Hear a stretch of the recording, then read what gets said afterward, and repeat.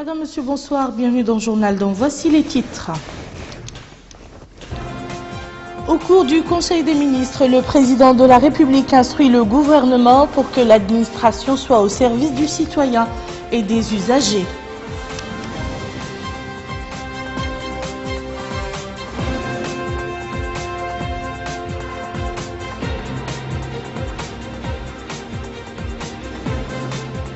Les différents départements ministériels déploient les gros moyens afin d'évacuer les eaux de pluie dans les quartiers sinistrés, et ce sous la supervision du chef de l'État.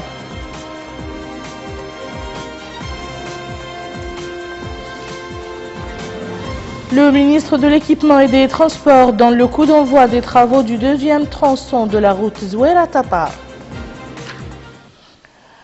Avant le développement de ces titres, la présidence de la République communique par décret en date de ce jour son nommé inspecteur général des forces armées et de sécurité, le colonel Bahoul Boubi, chef d'état-major adjoint de la gendarmerie nationale, le général Abdallah Oul Cher, directeur général du protocole d'État Hassanoul Ahmed et enfin président du Conseil national de la régulation Mohamed Yahya Oul-Harm. Le Conseil des ministres s'est réuni aujourd'hui au palais présidentiel sous la présidence du président de la République, Mohamed Ould Abdelaziz. Le Conseil a examiné et approuvé les projets de loi suivants. Projet de loi abrogeant et remplaçant la loi numéro 2011-052 du 23 novembre 2011 instituant un régime particulier de recouvrement des créances des banques et établissements de crédit. Le projet de loi vise à renforcer la consolidation de la stabilité financière du système bancaire national et à encourager les établissements de crédit à mieux participer au financement de l'économie nationale. Il introduit un certain nombre de compléments par rapport à la réglementation existante qui permettent de définir les montants du crédit et des taux d'intérêt appliqués, les privilèges accordés aux banques et établissements financiers sur les biens appartenant à leurs débiteurs, la responsabilité des employeurs en cas de domiciliation des salaires, ainsi que la gamme de sanctions infligées aux débiteurs de mauvaise foi. Projet de loi autorisant la ratification de la convention de crédit signée le 29 décembre 2013 à Nouakchott entre le gouvernement de la République islamique de Mauritanie et le Fonds saoudien de développement destiné au financement du projet de construction de la route Ouena Tezbel-Djigani Abdelbago. Le projet de loi porte sur un financement du Fonds saoudien de développement d'un montant de 50 millions de dollars américains, soit l'équivalent de 10 milliards 675 millions d'ouguiyas remboursables sur une période de 30 ans, dont 7 ans de différé.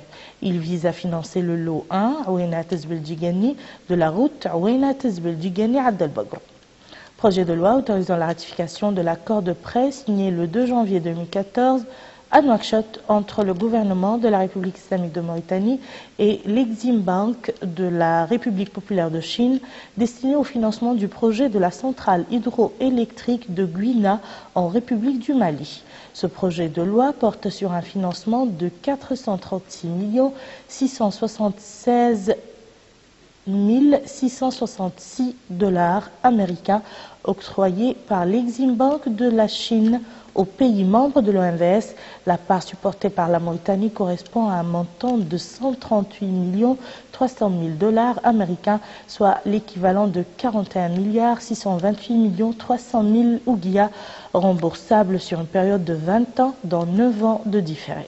Il vise à renforcer l'exploitation du potentiel hydroélectrique du fleuve Sénégal et à la mise en place des aménagements et équipements nécessaires à cette opération.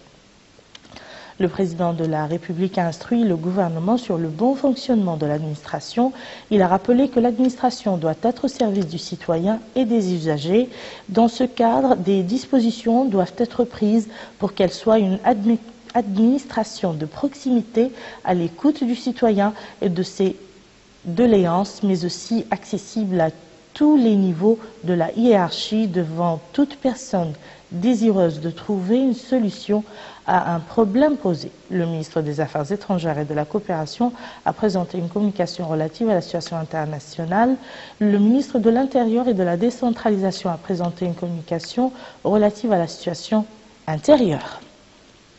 Les ministres de la Justice et de la Communication et des Relations avec le Parlement ont commenté jeudi après-midi les résultats du Conseil des ministres tenu quelques heures plus tôt.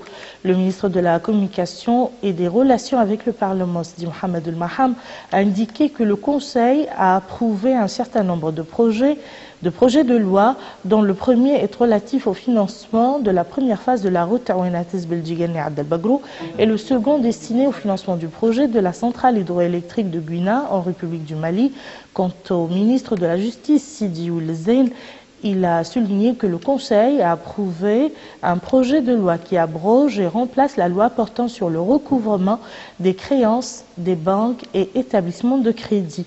Le ministre de la Justice a précisé que ce projet de loi est nécessaire pour le succès des intermédiaires financiers. Revenons à la visite effectuée par le président de la République hier à la Sokojim PS et à Tavrarzena pour s'informer du niveau d'avancement des opérations d'évacuation des eaux stagnantes au niveau de ces deux quartiers. Cette visite montre l'intérêt accordé par les autorités au suivi des mesures prises par les différents départements ministériels. L'objectif est de mettre en place une stratégie nationale d'assainissement. Abdrahman Hamad. Le problème d'assainissement est l'un des problèmes majeurs qui se posent pour la capitale de manière imminente, notamment après les derniers hivernages, lorsque les eaux de pluie ont envahi les maisons, les places publiques et les rues des différents quartiers de Nouakchott. Une situation qui a imposé le gouvernement à l'époque à mettre en place un plan d'urgence pour juguler ces aléas. Ce plan d'urgence s'articule sur la mise en place d'un projet de liaison de croisement des réseaux d'assainissement de Nouakchott, financé entièrement sur les fonds propres de l'État et exploitant l'expérience de nos ingénieurs nationaux dans ce domaine. Le projet vise à alléger les peines consécutives aux eaux de pluie pendant l'hivernage ainsi qu'aux difficultés dues à l'évacuation des eaux usées en assurant leur écoulement vers la mer à travers un réseau de long de 9,5 km lié à des pompes électrogènes. Les pouvoirs publics ont décidé d'équiper les quartiers les plus vulnérables de la ville de Nouakchott de systèmes d'évacuation d'eau stagnante vers la mer. Et à l'instar des opérations réalisées dans la Mokata de Sabra, aujourd'hui, au niveau des quartiers de la Sokojim PS, de Bardet et d'Atoua, un réseau et des stations de pompage ont été installées en vue d'évacuer 200 000 mètres cubes d'eau en 15 jours.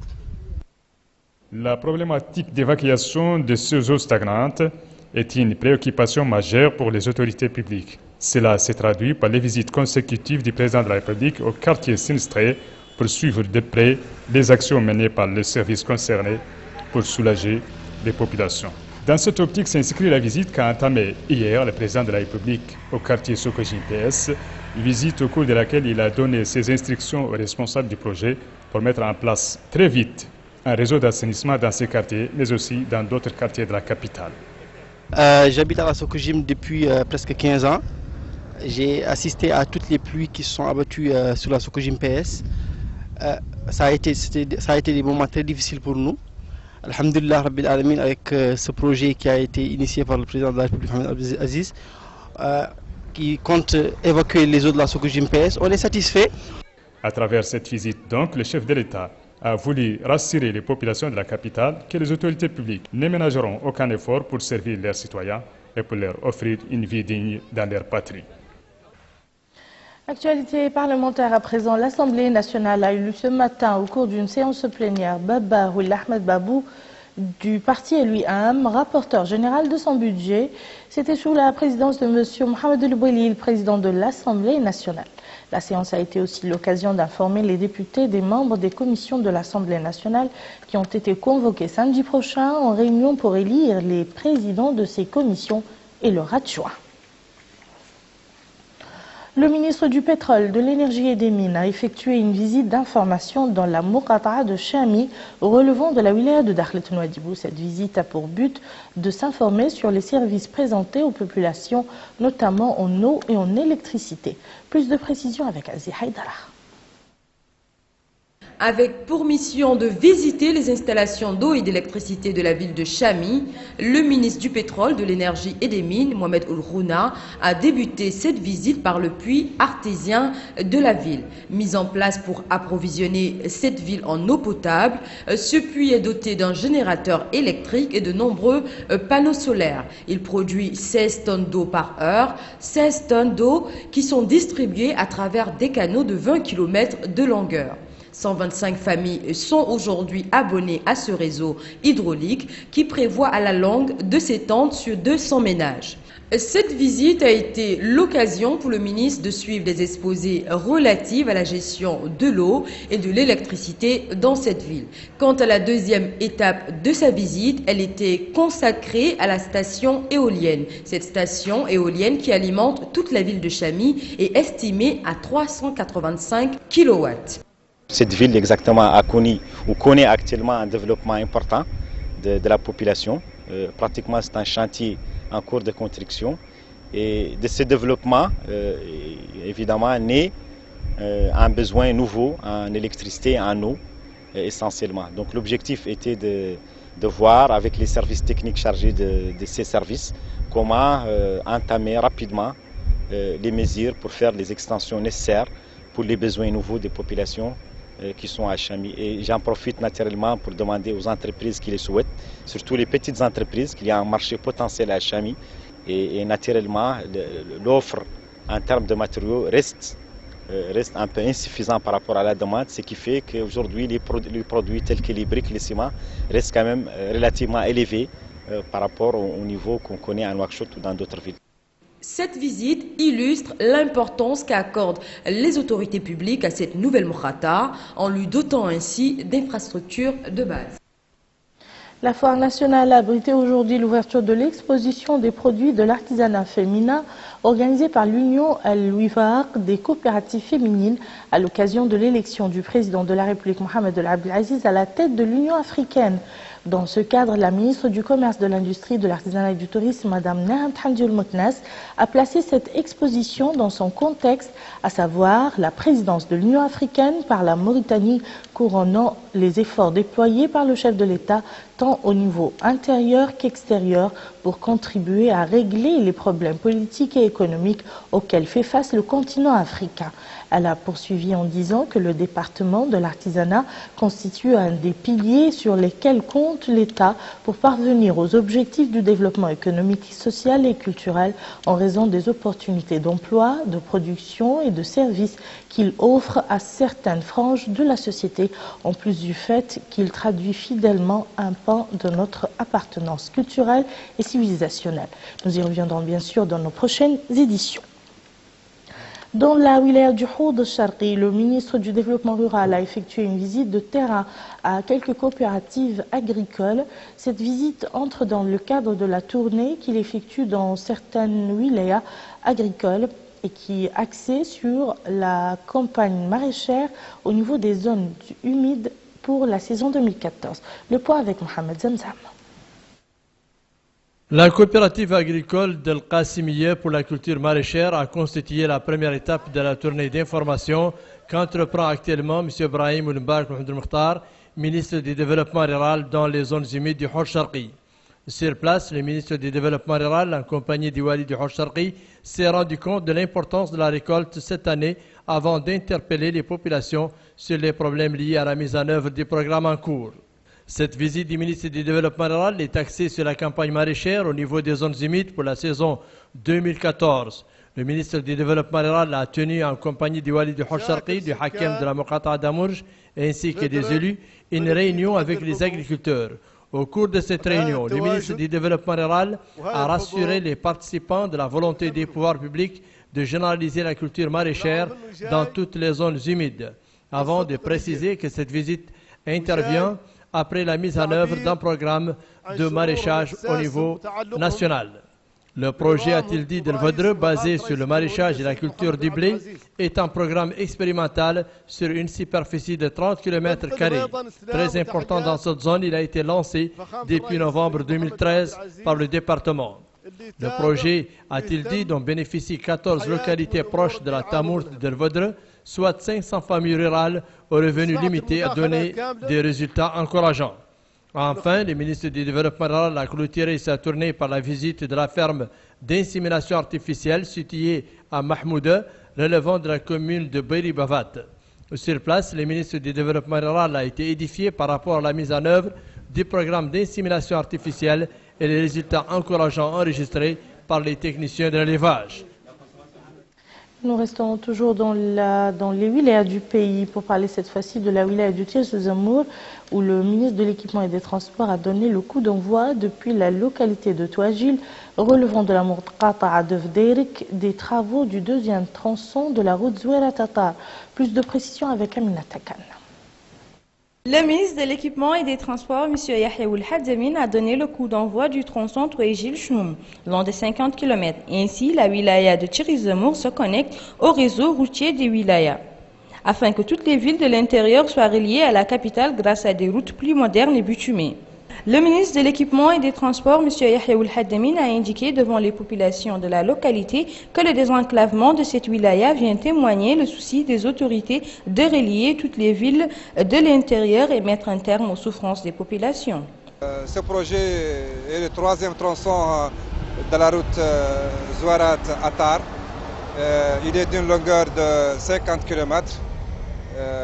C'est le deuxième tronçon d'ailleurs qui est réalisé par l'établissement national de l'entretien routier. Le suivi des travaux est effectué par la direction des infrastructures de transport et le laboratoire national des travaux publics.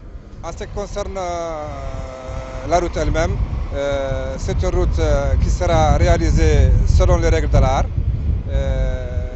Elle est constituée d'une couche de base et une couche de fondation de 20 cm chacune, plus la couche de roulement d'épaisseur 5 cm. 150 km de cette route longue de 250 km ont été déjà réalisés. Le coût global de son financement est de 5 milliards d'ouguiya. Démarrage à Nouadhibou des travaux d'un atelier sur le programme de l'Union européenne pour l'appui à la société civile et à la culture. Ce programme vise à combattre la pauvreté, à promouvoir la bonne gouvernance et à développer le secteur de la culture. Boubacar Ndiaye.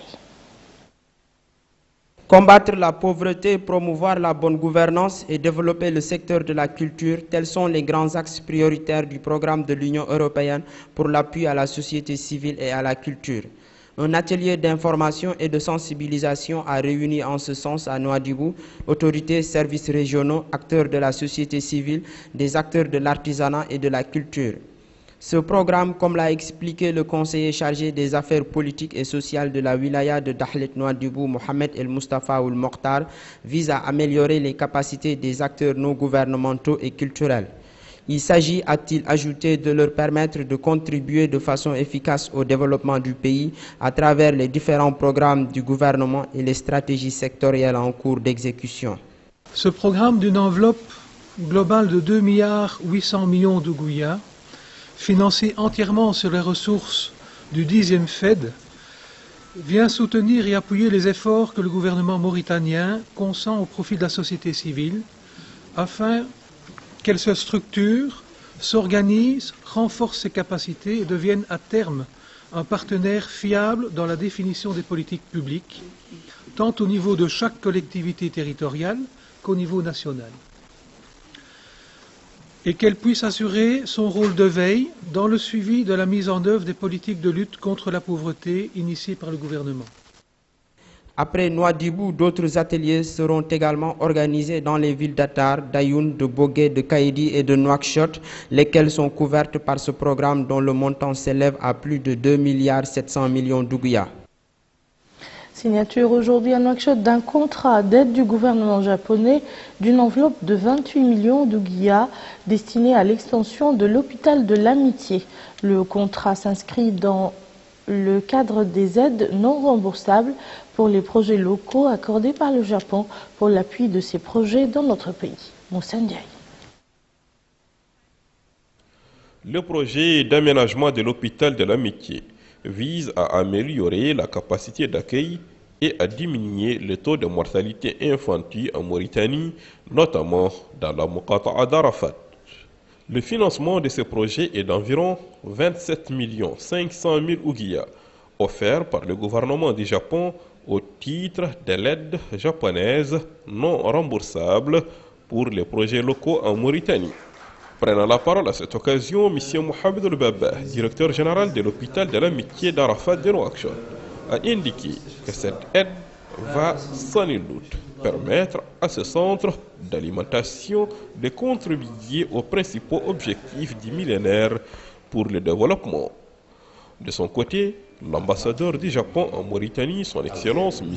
Yoon Yoshida, a précisé que ce projet répond au principe de la politique de son Excellence M. Mohamed Ould Abdelaziz, président de la République, qui fait, dit-il, la lutte contre la pauvreté l'une de ses priorités. Dans ses actions, l'ONG espagnole Médicos del Mundo compte accompagner les efforts des uns et des autres pour la mise en place des équipements médicaux. Voilà pourquoi Médicos del Mundo a conçu le projet d'ouvrir un centre de récupération nutritionnelle en interne à l'hôpital Sadaha, parce que cet hôpital est situé à Arafat, que c'est la Mourata la plus peuplée de Nouakchott, qui représente les 23% de la population de Nouakchott et qui compte les familles les plus pauvres et les enfants les plus vulnérables. Il est bon de rappeler que les fruits de ce projet vont récompenser les efforts de deux parties pour témoigner la solidarité qui existe entre la Mauritanie et le Japon. Démarrage ce matin au siège de la Banque mondiale à Nouakchott du projet de moyens de subsistance durables pour les rapatriés et les communautés d'accueil dans la vallée du fleuve Sénégal. Ce projet est financé par le Fonds de développement japonais par le biais de la Banque mondiale pour un montant de 900 millions d'ouguiyas. Mimouna Selk. Passer d'un état d'extrême vulnérabilité à une réinsertion durable des rapatriés mauritaniens, tel est l'objectif du projet pilote lancé ce matin par l'agence Tadamoun au siège du bureau Mauritanie de la Banque mondiale à Nouakchott. Le lancement de ce projet intitulé « Projet de moyens de subsistance durable pour les rapatriés et les communautés d'accueil dans la vallée du fleuve Sénégal » s'est effectué lors d'une réunion technique qui a regroupé les techniciens du ministère des Affaires économiques et du Développement, ceux de la Banque mondiale et quelques représentants de la société civile.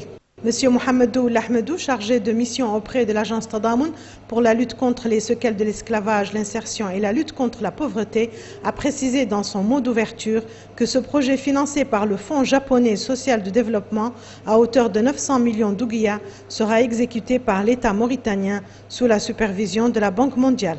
15 700 familles réparties entre 22 communautés d'accueil au Trarza et au Brakna bénéficieront d'un programme de formation technique, de promotion d'activités génératrices de revenus et agricoles au cours des 2 prochaines années du projet. Puis, M. Abdelrahman Freiji, le représentant de la Banque mondiale, a décliné les objectifs du projet. Le projet de lancement qui fait aujourd'hui objet de cette rencontre vise à aider les rapatriés et les membres de la communauté d'accueil vulnérables à prendre les rênes de leur propre avenir et faciliter la transition d'une assistance purement humanitaire à une étape de développement. Il couvre 4 dimensions fondamentales. Les participants ont ensuite suivi un exposé sur les différentes composantes du projet, à savoir l'amélioration des moyens de subsistance pour diminuer l'insécurité alimentaire, la gestion du projet, son suivi, son évaluation et son coût. L'Agence nationale d'appui et d'insertion des réfugiés, l'ANAER, qui a été remplacée par l'Agence nationale Tadamoun en mars 2013, avait accompagné le rapatriement de 24 536 personnes dans la région du fleuve Sénégal. Ainsi donc prend fin ce journal. Je vous en rappelle les principales informations. Au cours du Conseil des ministres, le président de la République instruit le gouvernement pour que l'administration soit au service du citoyen et des usagers.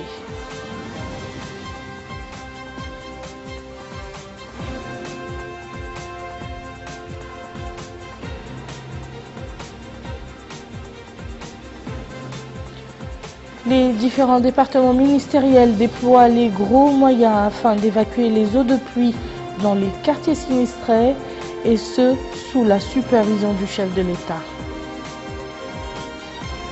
Le ministre de l'Équipement et des Transports dans le coup d'envoi des travaux du deuxième tronçon de la route Zouerat-Attar. Merci, Madame, Monsieur, de nous avoir suivis. Passez un excellent week-end et à très bientôt, Inch'Allah.